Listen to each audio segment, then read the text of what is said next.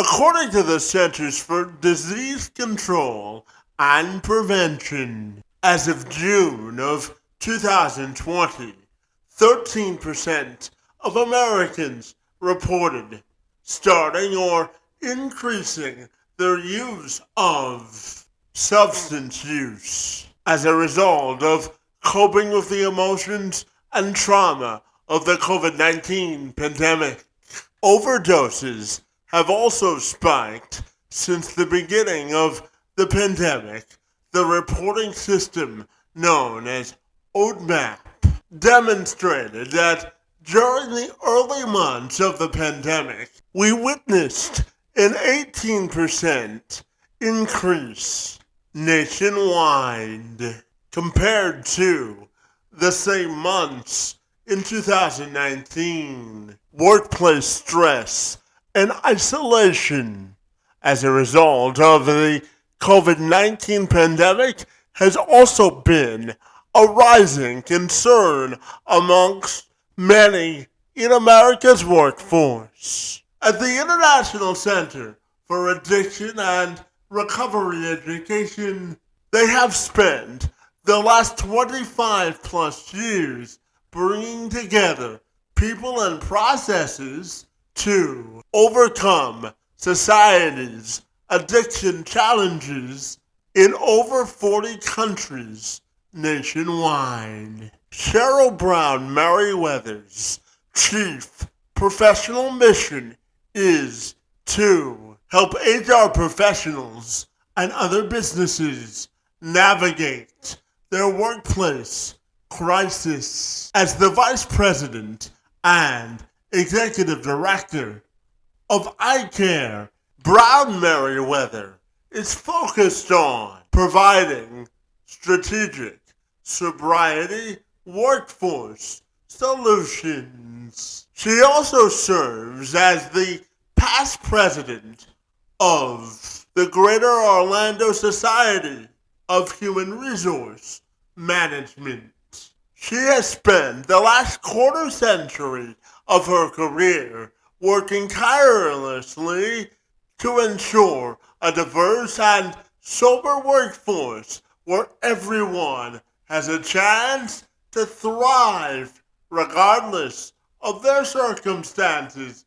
And she joined me this week to have a robust discussion about diversity in the workplace and creating an environment where everyone, despite their challenges, has an opportunity to thrive.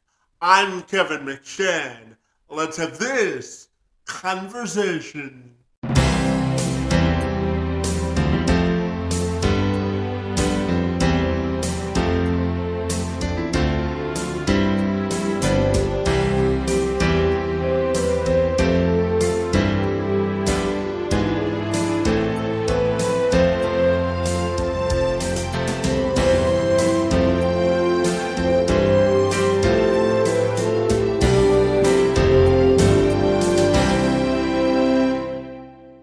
Cheryl, if you're ready, I'll take a moment to welcome you to the program, and I'm super excited to learn how you help business professionals build diverse workplaces and all the other great work that you do. Great to see you this afternoon, and thank you so very much for being here. Thank you again for inviting me. Let's begin. Let's have a conversation. Yeah, let's dive right into it, Cheryl. I know that you help HR professionals and other business people sort of navigate through their work crisis. So I'm wondering if we can begin our conversation by asking you just to tell me about all the important work that you do and what makes you so fabulous. Oh, thank you so much. And I won't give myself that classification. I don't know about fabulous, but I'm in a wonderful season because, Kevin, I'm able to bring together so many different specialties and experiences that I've had now to help others that may in fact be struggling with some of the changes that are happening, not just in the workplace, but oh my gosh, in the world at large today. Kevin, I don't know if you've noticed, but there's a little bit of stress out there. People are experiencing stress and distress at levels such as they have not experienced perhaps in many lifetimes if you add us all together. A couple of new words. Have you heard the word VUCA or perma crisis? Are you familiar with those terms, Kevin? Would you explain those to me? No, I'm not. So. Okay, well, VUCA is an acronym, VUCA, and the term was originally coined by, some very educated people, but the military adopted it to describe the characteristics in the environment that they experienced in the Middle East when they were in Iraq and Afghanistan, and it stands for volatility, uncertainty, complexity, and ambiguity. And it's like that term has been adopted in the workplace because it does describe the world of work today. It's very volatile, it's very uncertain, it's very complex, it's very ambiguous. And recently I've heard another term is being used, and they're saying permacrisis, permanent crisis, but they're abbreviating that permacrisis. And it just describes the world in which we live today. Between the VUCA and the perma crisis, it does not give us hope for much calm and peace and ease unless we really get intentional about how to support one another in this time and this season in which we find ourselves. So that's the opportunity that I have, and it's a great time to be a part of trying to help people navigate in this brave, new, challenging world in which we find ourselves, Kevin. Yeah, and absolutely. One other question I had for you in this regard was the impact of COVID on the workforce, because the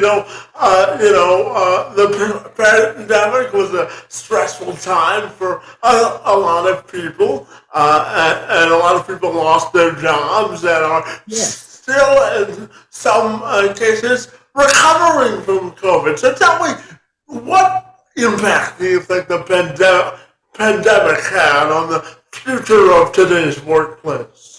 Oh my goodness. Well, that is a great question, and it fits right into those two terms that I previously mentioned, does it not? So stress is not a new thing in the workplace. Anxiety, there have always been those challenges associated with work, but the pandemic took everything to an entirely different level. If you monitor trends and look at data and stats, as I do in the work that I do, everything went off the charts, exponentially increased. Kevin, they actually term it the pandemic within the pandemic. That term was coined by the Centers for Disease Control and SAMHSA, the Substance Abuse and Mental Health Association, and then it showed up in Forbes magazine and other places. But the pandemic created a pandemic within the pandemic that's associated with mental health,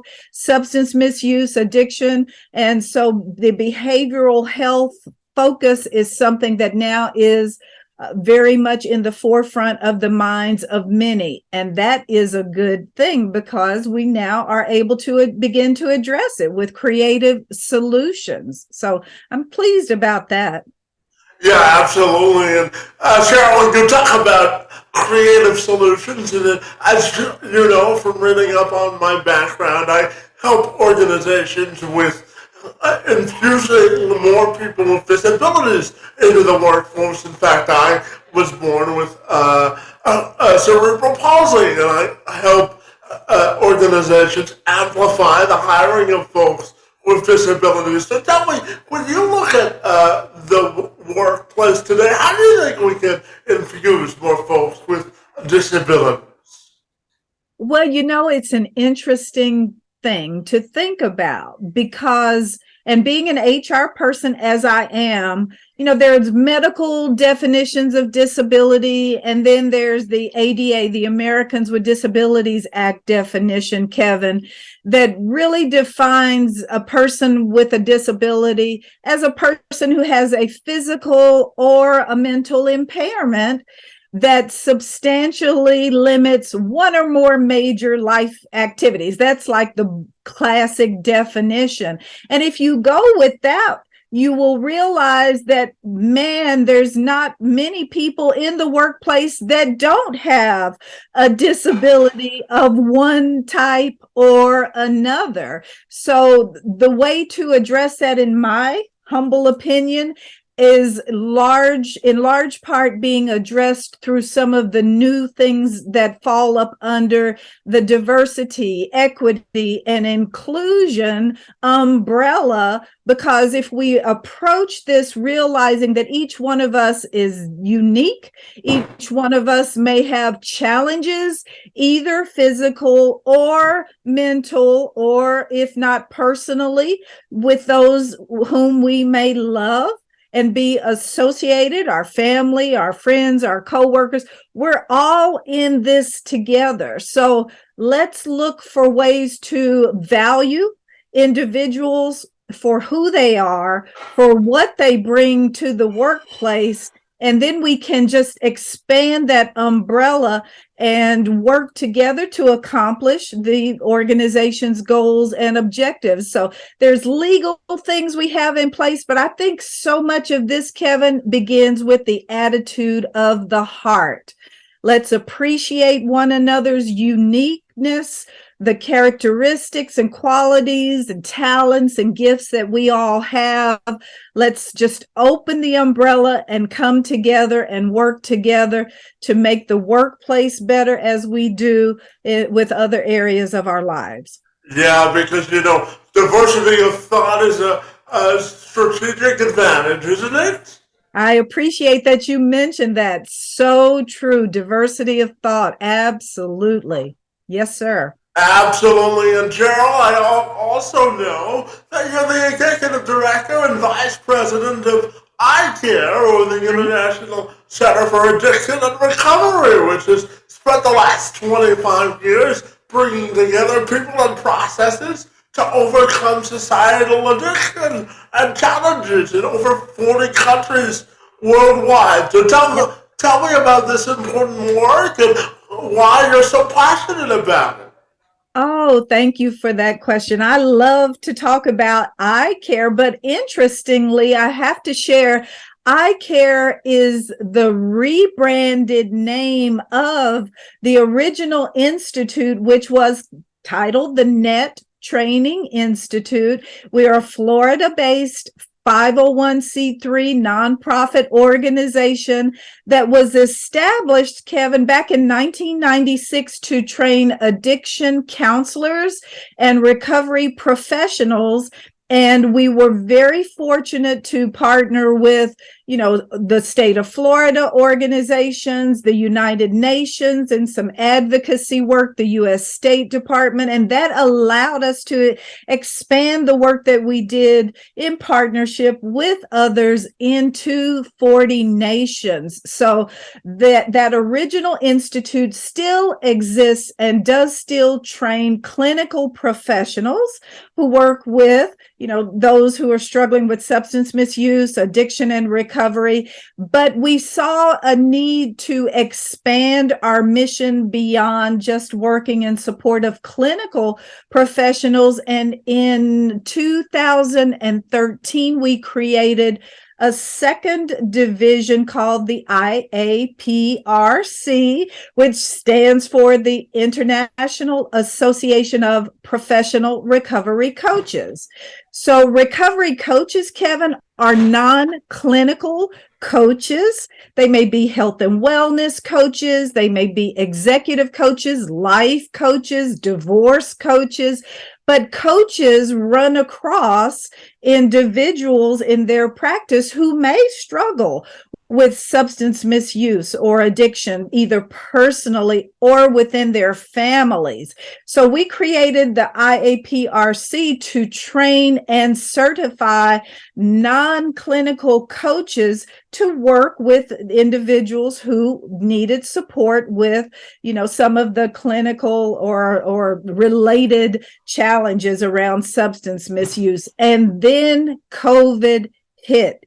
And with COVID, our coaches asked us to help them go back into the workplace or into their communities to support others with an education program around this mysterious disease of addiction or substance misuse. And that is where eye care came from. And we rebranded everything under the eye care umbrella to allow us entry into the workplace and to just let people know that this disease, it is very big and mysterious, but it can be navigated and overcome through education. So the International Center for Addiction and Recovery Education is the new umbrella under which the Net Institute, the Coaching Division, and now the Workforce Solutions Division operate. And we've had great success in the last 2 years promoting the brand of eye care in partnership with amazing organizations like the National Wellness Institute and of course, the ICF, the International Coaching Federation, and so many other organizations are coming to support us in this very important work that we are doing. And it just is great because we can support clinical, non-clinical, counselors and therapists and coaches and health and wellness practitioners, because the crisis that we're in now, Kevin, it requires everyone to come together, to work together, to support, whether they're working in prevention and awareness, as well as treatment and long-term maintenance of those who struggle with these behavioral health issues. So I hope that answers your question. It certainly does. And, Cheryl, when you look at the pandemic and the work that you do in eye care, certainly social isolation and Yes. substance abuse and being alone is sort of commingled. One of the reasons I wanted to start this podcast, Cheryl, is I wanted to create an environment for better social capital and building bridges of societal inclusion. So tell me about building social capital and the community and how important that is in the work that you do. Oh, Kevin, thank you for doing that and recognizing the need for that and the importance of that, because isolation is devastating and has just a very destructive impact on an individual's well-being, does it not? I mean, you can be surrounded by people, and sometimes during the pandemic, people were in close proximity and surrounded by family members, but even in the midst of that, they could have felt completely alone and isolated. And when people feel that way, it creates stress and in some cases distress. And how do they cope?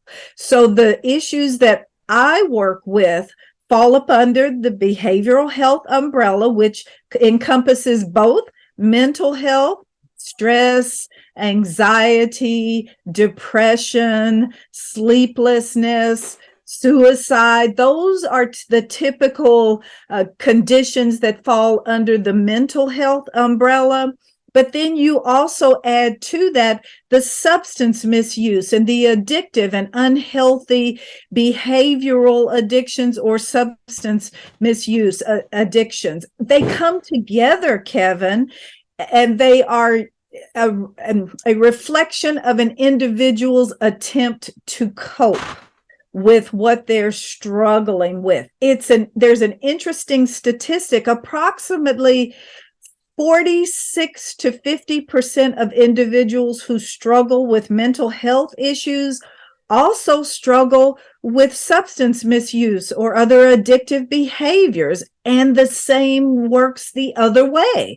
So if an individual is coping in an unhealthy manner using substances or other behaviors to cope with their anxiety or their stress, they will likely progress to the point where they meet a clinical definition of mental health. So the work that we do is to raise awareness about these things and help people to navigate and adjust and make changes prior to the point where typically the treatment comes into play when an individual crashes and burns. That's the term that I use.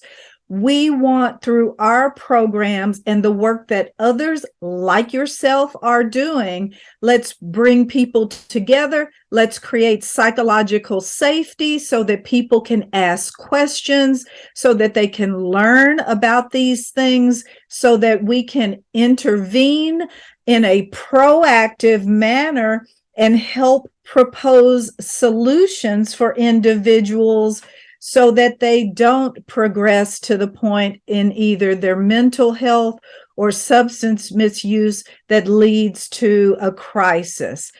Thank you for creating a means by which people can reach out and connect and learn about these things, and then be introduced to solutions that others have implemented and found to be very helpful, like groups. There's a group out there for everybody these days, and the internet allows people to connect with people that have similar interests, does it not? Yeah, absolutely. It's all about continuing the conversation, isn't it?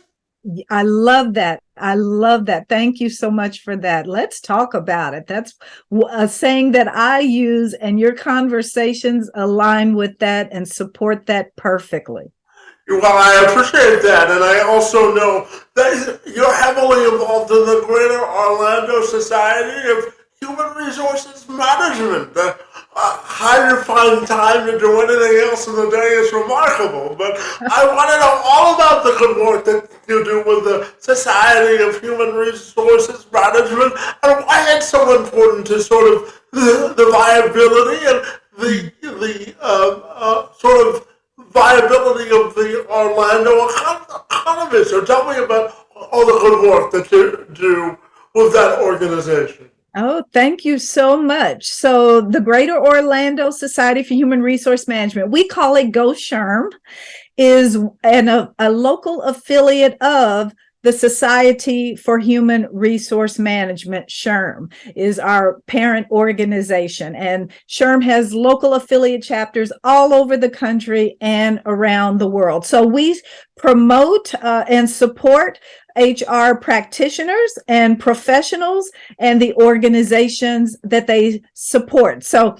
I am, in addition to working with eye care, substance misuse, addiction, recovery, all that work, I have a prior experience working with a little telephone company called AT&T.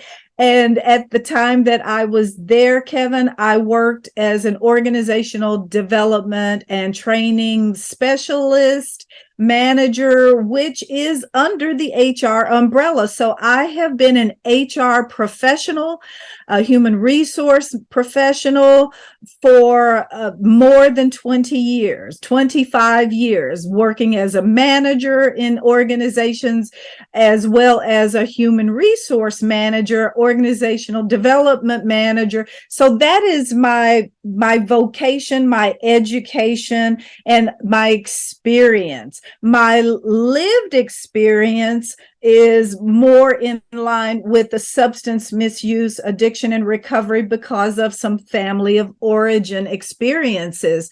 So when I advanced through GoSherm to the position of president, I served a 2-year term as president.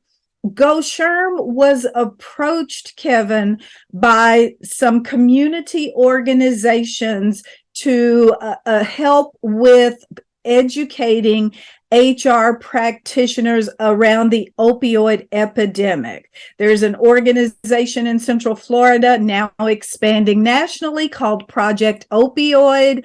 They partnered with the local workforce board called Career Source Central Florida. They provide training and reemployment education and training for individuals. So Career Source received a grant. Project Opioid received a grant to educate HR practitioners on the opioid crisis. And as president, it was a perfect fit for us to come on board and engage with the community organizations to provide training and support to the workplace and workforce. And as it happened, iCare already had the basis of a program that could be expanded to meet this need. So I believe in divine appointments. The stars aligned, the universe came together, and the 4 organizations in partnership with GoSherm created a training program for HR that has now been recognized nationally by SHRM National. GoSherm won the Pinnacle Award. If you are familiar with SHRM's awards, it's the highest level award that SHRM gives. And they were most impressed with the collaboration that we had with community partners. And the fact, Kevin, we were able to train more than 100 HR practitioners last year alone on how to break the silence in the workplace, create the safety for people to learn about these uncomfortable topics and how to expand programs and initiatives. For example, recovery-friendly workplaces, recovery-supportive workplaces, sober-curious initiatives.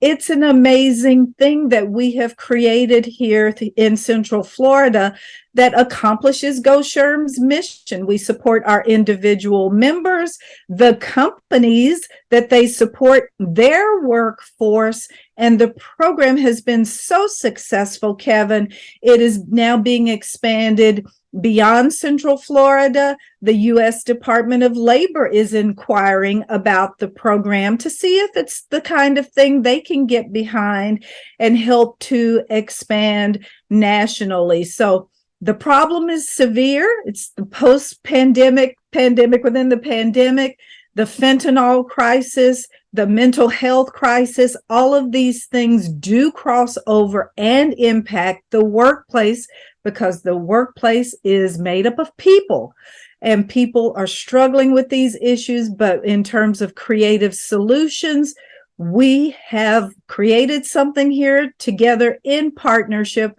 with community partners and practitioners, and we want everyone to know about it so that it can be replicated in other workplaces and other communities around the country.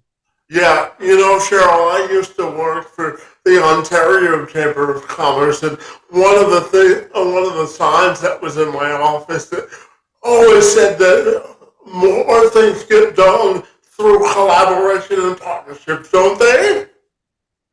They do indeed, and there's many examples of that, but I'm very proud to share our example here in Central Florida. So GoSherm, Career Source Central Florida, Project Opioid, and iCare. If people want to know more about them, just tell them to reach out to me and we'll talk about it in another conversation. But thank you for giving me the opportunity to highlight that here, Kevin. It's so important. I appreciate that. Yeah, no problem. And I know throughout the course of your career that has spent nearly a quarter century, you're all about building teams and building sort of environments for success. So tell me about what's the greatest lesson you think you've learned both in business and in life that you take to both your personal and professional life?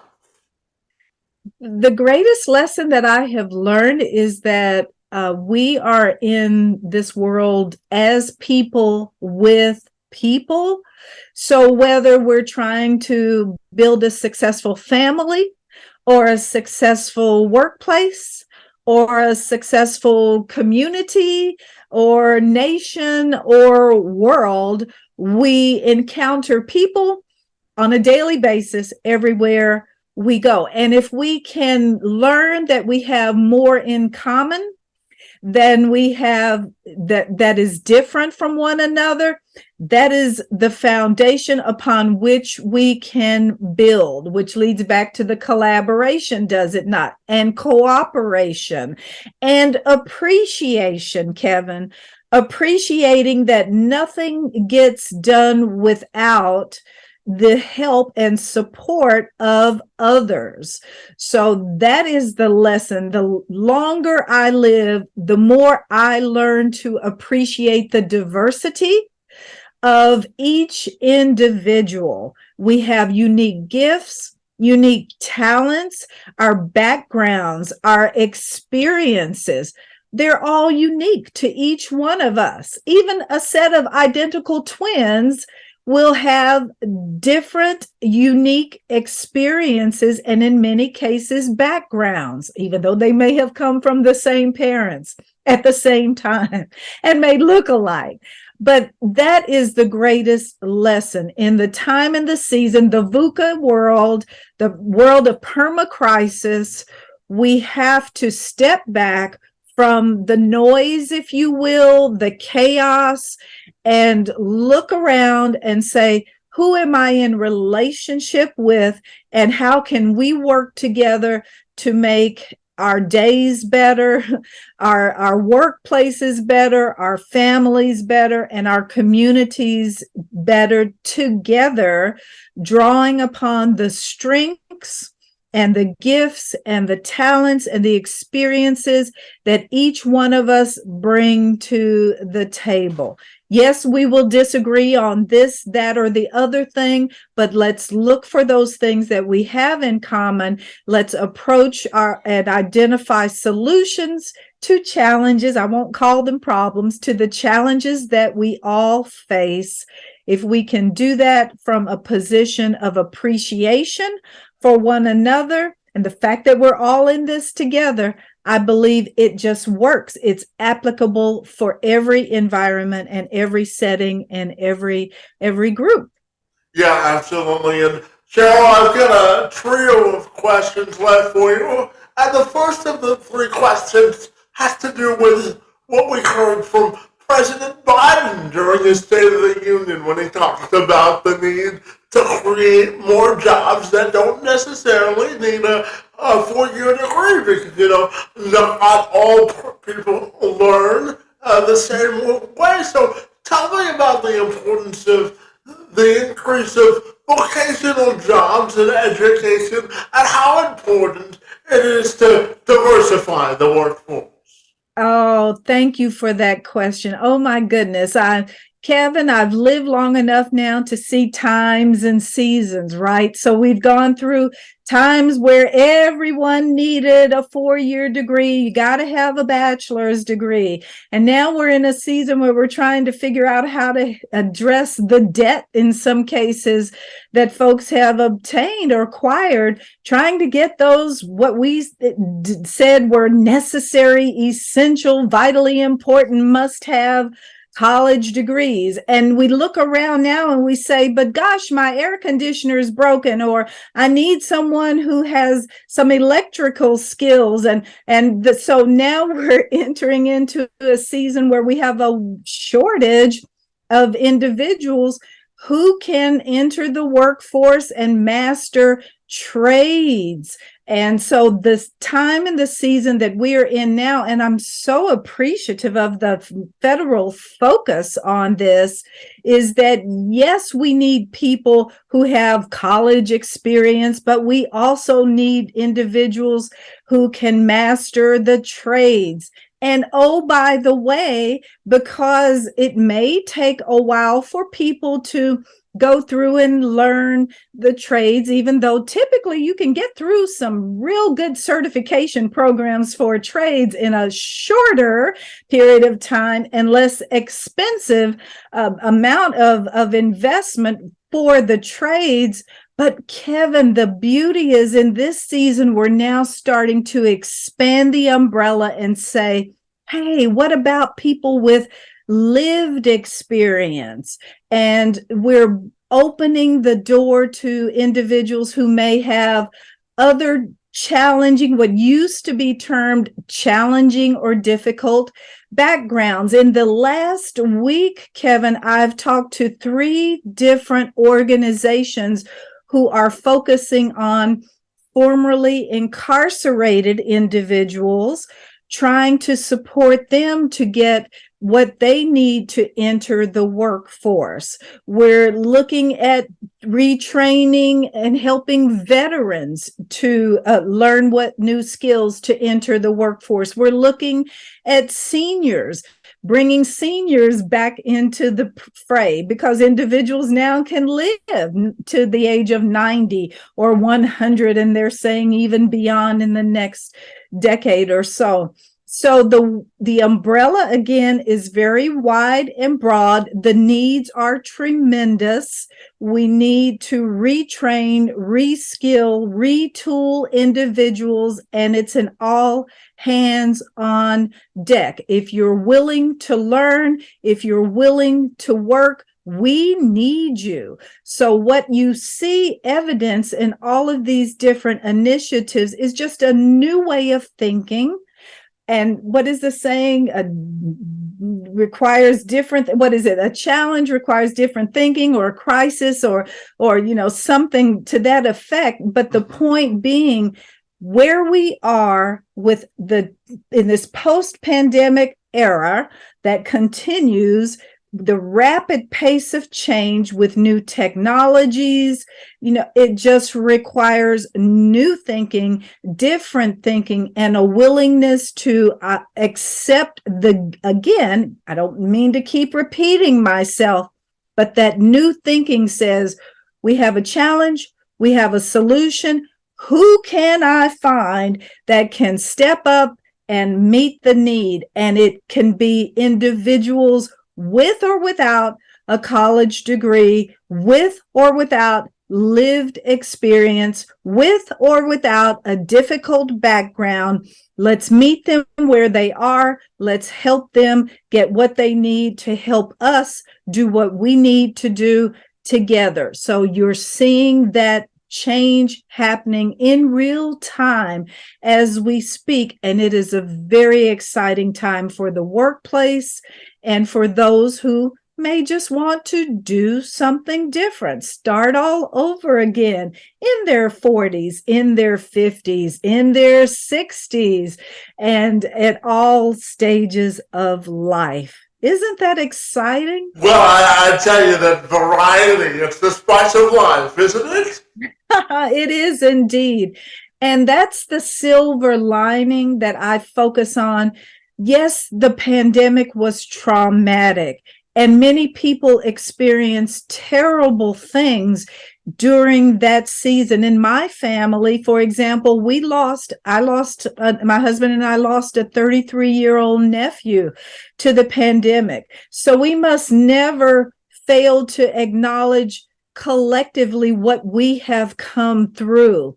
But now that we are on this side of that, we are learning new things. It has created new opportunities, and we'll just continue to navigate this space together.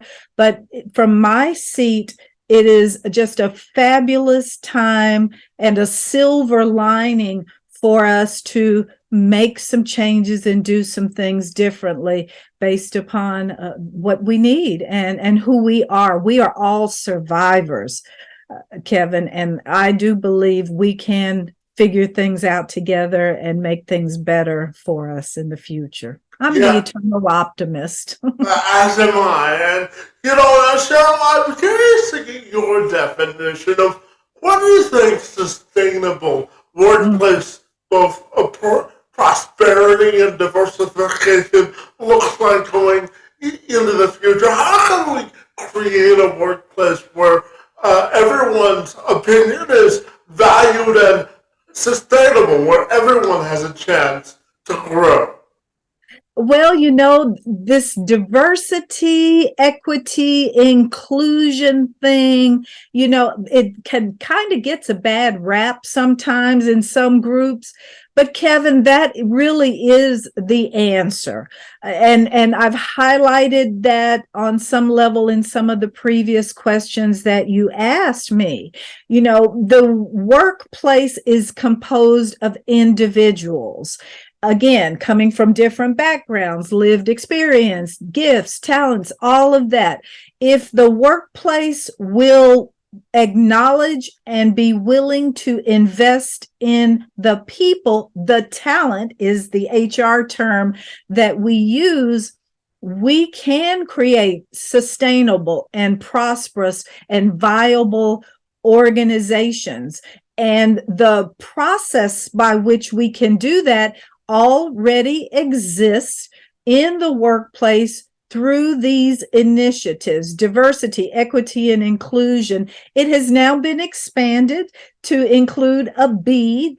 B stands for belonging, which expresses the idea of community, Kevin. The individuals that work within the workspace, I like to refer to it as workspace, not just workplace, because we have so many remote workers now. We have blended workplaces. Some individuals come into the office, some are entirely remote, some come in sometime and work remotely other times. But it's a workspace. But within that workspace, we're talking about individuals. And they're diverse and they want to be treated equitably and they want to be included and they want to feel that they belong, are valued and appreciated and can be authentic, bring their whole self to the space to contribute and achieve. So that is the simple, and yet sometimes as we are learning, it's a little uncomfortable for some, but the system, the processes, the tools, and now we're adding more training to help people navigate these things. But if we realize that these individuals are the organization's most valuable asset, and if we realize that there's no one cookie cutter model that works best for every organization will need to look at a variety of best practices and say, well, we can customize what we need for our culture, for our organization. Then the possibilities are limitless to be able to provide that inclusive and accommodating organizational culture where there is safety and where people can bring their whole self to work to accomplish personal goals, professional goals, and corporate goals in a manner that creates the win-win for all.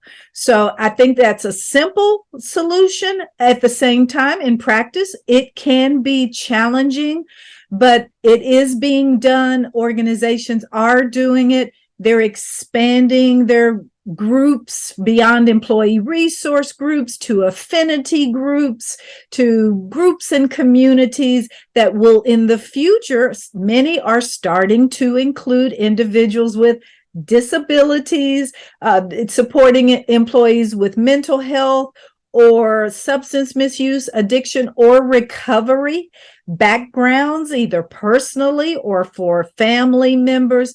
But again, it's limitless in terms of what options can be incorporated if there's a commitment on the part of the organization's leadership, if they will take the time and do the work to find the allies, the champions, the individuals that are committed to these causes, and embrace them to help create those workplace cultures and structures and programs and initiatives in partnership with others within the broader community, because everyone is really willing to help if the door is open and they are invited to come in and support. I know I work with people every day that are doing that, so I know that it is possible. And when it happens, it's a beautiful thing to behold. It meets exactly those goals: sustainability, prosperity, viability for individuals as well as the enterprise. Yeah, absolutely. And Cheryl, my final question for you is a two-parter in terms of your own individual and professional legacy. And how do you want that to be defined? And also, I'm also curious to get your thoughts on some of the current challenges or some of the current wins in the central Florida and Orlando job market specifically. So when you look at central Florida, a lot of people think of it as the hub for theme parks, but there are so much more diversity to the Orlando job market. So I'm curious to get your thoughts on those two things: your legacy and the current state of the Orlando job market as well.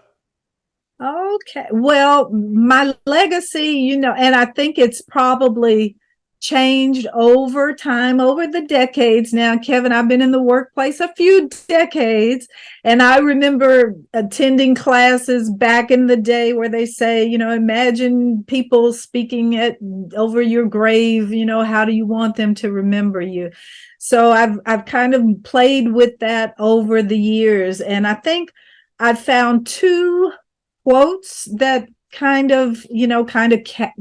encapsulate my thinking now. One of them is by Maya Angelou. I believe she said, "I've learned that people will forget what you said, but people will never forget. And they will forget what you did. They'll forget what you said, they'll forget what you did, but they will never forget how you made them feel." So in every encounter that I personally have with an individual now, I really want to, just be attentive to them, be authentic with them, and meet them where they are and offer support, encouragement, help, or assistance to let them know that they are valued, they are unique, they are amazing in the earth. And I want them to know that and feel that, because I believe that is a verity in the universe. As a person of faith, I believe each one of us is created the way we are for the life that we live. And I want to affirm that in the individuals that I encounter. I want them to know that and feel that. And I think Teddy Roosevelt said, nobody cares how much you know until they know how much you care. So if I put those two together, then it creates the opportunity for me to be authentic and mindful, intentional, and present. The coaches that I work with, they talk a lot about presence. And with so much noise in the environment, ongoing, constantly, we have to train. It's a skill to train ourselves to kind of put a bubble around us and in the moment be present with the individuals and let them know how special they are and how much I care about them and their success. I hope I'm doing that with you today. I'm committed to your success, and that's just how I want people to remember me. But to your other question about what's happening in Orlando. So Orlando was, as an entertainment mecca. We have millions of individuals that come here from around the world every year, all races, nationalities, cultures, languages. It is a fascinating place to live and to visit. The primary industries here, Kevin, think of hospitality industry, service industry, and we're growing very, very rapidly. So there's infrastructure work happening all the time, building new roads and new housing. So it's a very viable, rapidly growing community. But at the same time, the cost of living, as in many large cities now, is a challenge. So in the workplace, the employers are struggling to find the workers with the right skills to meet the needs of the workplace throughout these different diverse industries and match the salaries and compensation and total rewards packages with the needs of the business and the individual. There's a little inflation out there now. So those are some of the biggest challenges: shortage of workers, mismatch of skills. It's being experienced by employers all over the country. But at the same time, there are many advantages to being in Orlando. This is a business-friendly state. So it's becoming a bit of an incubator, if you will, for small businesses, for new technologies. So Florida has no state income tax. For example, the weather and the climate is amazing. I was fussing earlier because it's 86 degrees down here in February and March, but some would find that coming from other parts of the country or the world to be attractive. So those are some of the things that we're challenged with. We're up to the challenge. Go Sherm is working with our chambers of commerce and other employers to make sure that we are bringing in innovative solutions, if you will, to meet the needs. Again, it's about meeting the needs of all stakeholders. The employees need to be able to afford housing, have the transportation needs met to get to the workplace.